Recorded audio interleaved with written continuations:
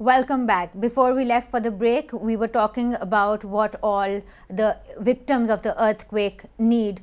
But before we carry on our discussion any forward, let's go have a look at this report that Daniel Hassan prepared on health-specific issues in Ziyarat right now. Non-functional facilities raise questions about the effectiveness of the relief being provided to the people. For the moment, voluntary doctors from across the country are sharing the burden of the local medical staff. We are facing much problem because of language problem. There are some Pashtun belt and some like Baloch belt. So and this is a very conservative society, So we can't enter as a male. We can't enter inside their home. During the first few days after the earthquake, these doctors looked after more than 300 patients every day. And what is best about private organizations is that they are not short of supplies.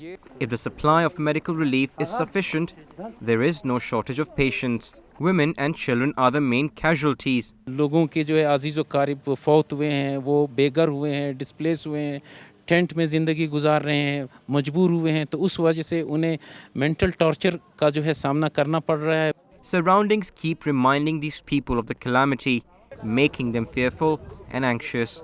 Doctors claim that medicines are the instant solution to avoid the aggravating psychological conditions.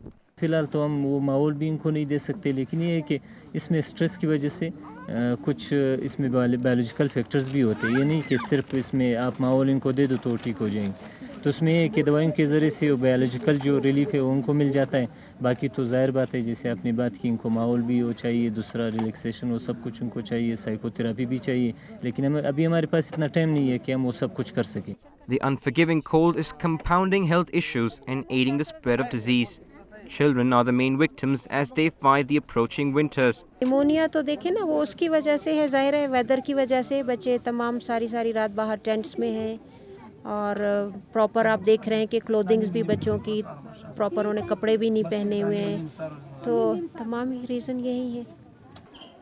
These tents have been provided by the local authorities over here. I'm not sure if provided is the right word, because locals over here say that they had to snatch it from the relief camps because the government authorities were reluctant in giving them these tents.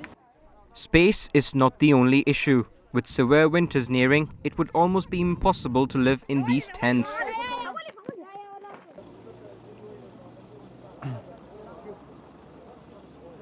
Well, as the sun sets, it leaves behind a beautiful sight, but it's not going to be a good time for the locals over here. They will be living outside their houses in small tents, and the temperature over here falls below 0 degrees Celsius.